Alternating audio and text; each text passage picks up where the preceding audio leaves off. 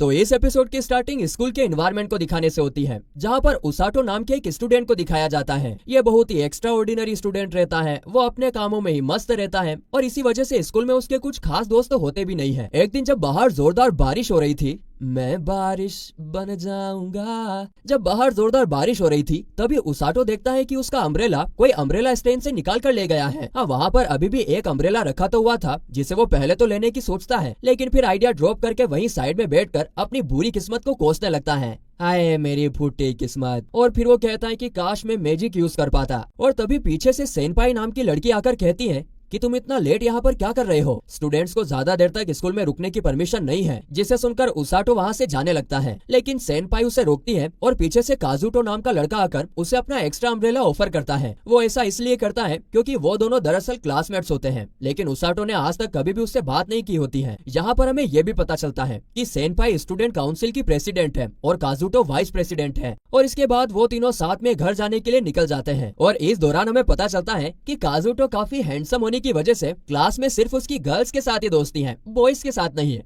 ये काफी रंगीन हो बेटा। और यहाँ पर सेनपाई के बारे में हमें पता चलता है कि ना ही सिर्फ वो स्टूडेंट काउंसिल की प्रेसिडेंट है, बल्कि वो सारे सब्जेक्ट्स और स्पोर्ट्स में टॉपर है। हमारे क्लास में भी एक प्रिया नाम की लड़की थी, वो भी सब चीजों में टॉपर। पता नहीं भगवान ऐसे लोग बनाता कैसे। अब दोस्तों, दो इतने खतरनाक व्यक्तियों के साथ घर जाना, इसका तो सीधा सा मतलब यही बनता है कि अब हमारा एक्स्ट्रा ऑर्डिनरी स्टूडेंट स्कूल के दो सबसे पॉपुलर स्टूडेंट्स के साथ घर जा रहा है। अब उन दोनों की इतनी अच्छी केमिस्ट्री को देखकर उसाटो उनसे पूछता है कि क्या तुम दोनों की फिजिक्स हो चुकी है?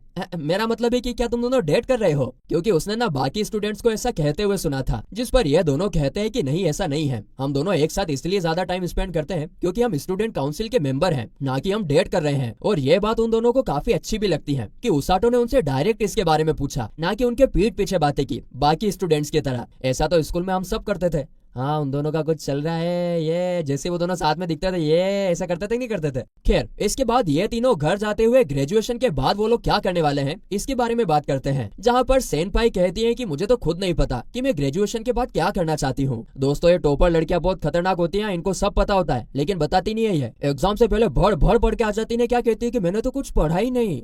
खतरनाक होती हो। आगे सेनपाई ये भी कहती है कि मुझे तो लगता है कि मैं इस वर्ल्ड से बिलोंग ही नहीं करती हूँ, जिसे सुनकर उसाटो मन में कहता है, अरे यार, ये सेनपाई तो बिल्कुल मेरी ही तरह सोचती है। तभी सेनपाई और काजुटो को कोई बेल की आवाज सुनाई देती है, लेकिन ऐसी कोई आवाज उसाटो को नहीं सुनाई दे रही थी। वो बेल की आवाज धीरे धीरे बढ़ती जा रही थी, मानो कि वो उनकी तरफ आ रही हो। और एकदम से ये तीनों के पैरों तले कोई मैजिक सर्कल एक्टिवेट होता है, जिस पर उसाटो कहता है कि शायद ये किसी दूसरे वर्ल्ड का गेट है। जिसे सुनकर सेनपाई कहती है कि उसाटो, क्या तुम्हें लगता है कि उस वर्ल्ड में मैजिक, मॉन्स्टर और हीरोज होंगे? अब इस पर उसाटो कोई जवाब दे पाता उससे पहले ही वो तीनों वहाँ से गायब हो जाते हैं। छू मंतर। और जब आगे उसाटो अपनी आंखें खोलता है तो वो तीनों एक बड़े से महल के बीचों बीच थे। उन लोगों को कुछ भी समझ नहीं आ रहा था कि उनके साथ हो क्या रहा है। आगे जब उसाटो सेनपाई की तरफ देखता है तो उसकी आंखें फटी की फटी रह जाती हैं, क्योंकि वो इस बड़े से महल को देखकर घबराने की बजाय काफी एक्साइटेड हो गई थी। लड़कियों का कोई भरोसा नहीं हो। इसके बाद किंग अपना इंट्रोडक्शन देते हुए उनका वेलकम करता है और कहता है कि हमने आप लोगों को यहाँ पर हीरो समनिंग रिचुअल से समन किया है, हीरोज का रोल निभाने के लिए। जिसे सुनकर सेनपाई तो 7वें आसमान पर पहुंच जाती है, क्योंकि वो फैंटेसी वर्ल्ड में तो ये सब सोचती होगी। उसकी खुशी का तो कोई ठिकाना ही नहीं होता है, क्योंकि वो हमेशा से ऐसे कोई एडवेंचर किसी दूसरी दुनिया में जाना चाहती थी।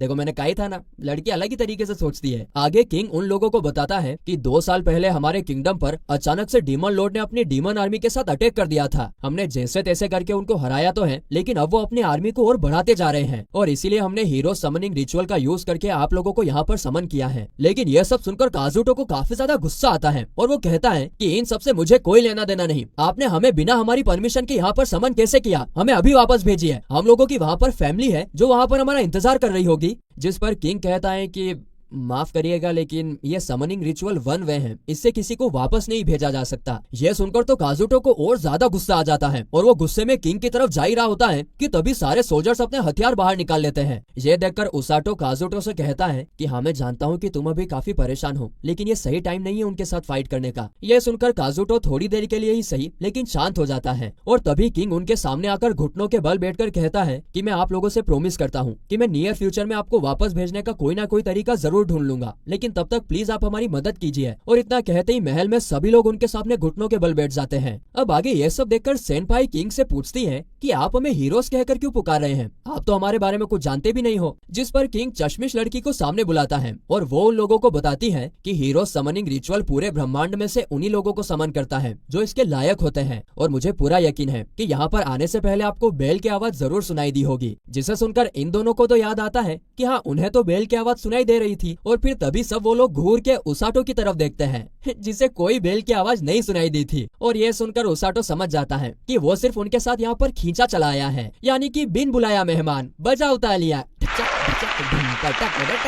इसके बाद चश्मिश उन तीनों को क्रिस्टल बॉल रूम में लेकर आती है, जहाँ पर एक बड़ा सा क्रिस्टल रखा हुआ होता है। दरअसल इसके ऊपर हाथ रखकर वे लोग अपनी मैजिक एबिलिटीज के बारे में जान सकते हैं। तो इधर उसाटो काजुटो से कहता है कि चश्मिश ने उससे कहा है कि भले ही वो यहाँ पर गलती से आया है, लेकिन फिर भी वो मैजिक यूज कर सकता है। जिस पर काजुटो कहता है कि क्या तुम्हें गुस्सा नहीं आ रहा कि तुम्हें यहाँ पर फोर्सफुली समन किया गया है। जिस पर उसाटो कहता है कि गुस्सा करने से कोई फायदा नहीं होगा, हम वापस थोड़ी ना चले जाएंगे, तो हमें यहीं पर रुककर वापस जाने का रास्ता ढूंढना चाहिए। जिसे सुनकर काजुटो उससे इम्प्रेस हो जाता है, वाह क्या अच्छी बात करी है बंदे ने तो। इसके बाद चश्मिश सबसे पहले सेनपाई को क्रिस्टल बॉल पर हाथ रखने के लिए बुलाती है, और फिर जब सेनपाई क्रिस्टल पर अपना हाथ रखती है तो वो ब्राइट येलो कलर का चमकने लगता है। जिसे देखकर चश्मिश कहती है कि इस कलर का मतलब है कि आप थंडर मैजिक का यूज कर सकती हो, जो कि काफी शानदार होता है। इसके बाद चश्मिश काजुटो को क्रिस्टल बॉल पर हाथ रखने के लिए बुलाती है, और जब काजुटो क्रिस्टल बॉल पर अपना हाथ रखता है तो वो ब्राइट व्हाइट कलर का चमकने लगता है। जिसे देखकर चश्मिश कहती है कि इसका मतलब है कि आप लाइट मैजिक का यूज कर सकते हो, जो कि काफी रेयर है और काफी कम लोग इसका यूज कर सकते हैं। और इसके बाद चश्मिश फाइनली उसाटो को क्रिस्टल बॉल पर हाथ रखने के लिए बुलाती है, और जब उसाटो ऐसा करता है तो वो crystal ball bright green colour का इमिट करने लगती है। यह देखकर चश्मिश की आंखें फटी की फटी रह जाती हैं, और फिर वो तुरंत उसाटो को किंग के पास लेकर आती है। और जब किंग को पता चलता है कि क्रिस्टल में से ग्रीन लाइट निकली है तो उसकी भी आंखें फटी की फटी रह जाती हैं, और वो डर के मारे कहता है कि हमें जल्दी से उसाटो को यहाँ से लेकर जाना होगा किसी सेफ जगह पर, इससे पहले कि उसे पता चल जाए।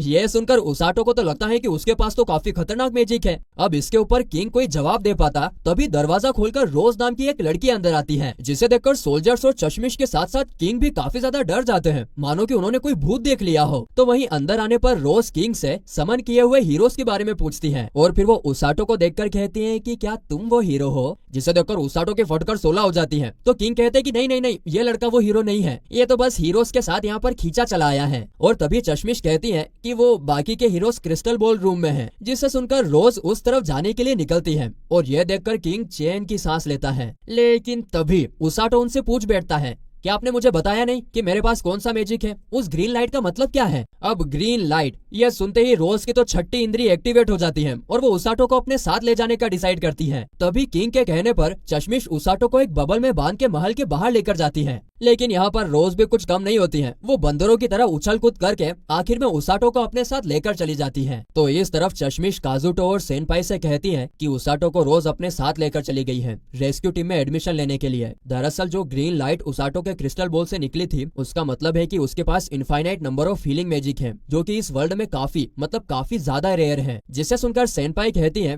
कि इसका मतलब है कि उसाटो वहाँ पर सेफ है, अभी पता चलेगा। तो दूसरी तरफ रोज उसाटो को अपने घर लेकर आती है, जहाँ पर उसे पता चलता है कि वो एक हीलिंग मैजिक यूजर है, और अब से वो रोज के साथ रेस्क्यू टीम में ट्रेनिंग लेगा। जिसके बाद रोज बाकी के बॉयज को अंदर आने के लिए कहती है, और जब वो अंदर आते हैं तो उन लोगों के खतरनाक चेहरे देखकर तो उसाटो की जितनी बची थी ना, उतनी भी फट जाती है। इसके बाद वो लोग उसाटो के पास आकर एक एक करके अपना इंट्रोडक्शन देते हैं, मानो कि खाने का मेन्यू सुना रहे हो, आलू लौकी भिंडी गोभी टमाटर मिर्ची अदरक। और इसके बाद जाने से पहले रोज उसाटो से कहती है कि मेरे 2 और सबऑर्डिनेट्स हैं जो हीलिंग मैजिक का यूज कर सकते हैं, लेकिन वो इस वक्त कहीं और काम कर रहे हैं, और ये 5 हीलिंग मैजिक का यूज नहीं कर सकते हैं। तो फिर आगे रोज के वहाँ से जाने के बाद 5 सबऑर्डिनेट्स उसाटो से कहते हैं कि बॉस खुद तुम्हारी ट्रेनिंग करने वाली है, तुम्हारी ट्रेनिंग तो नर्क से कम नहीं होगी, भगवान से दुआ करो कि बॉस तुम्हें थोड़ी नरमी दिखाए। और इतना कहकर वे सब लोग उस पर हंसने लगते हैं। इसके बाद उसाटो सोने के लिए जाता है, और इस दौरान वो सोच रहा होता है कि घबराने की कोई बात नहीं है, सब कुछ ठीक होगा। तो दूसरी तरफ रोज कहती है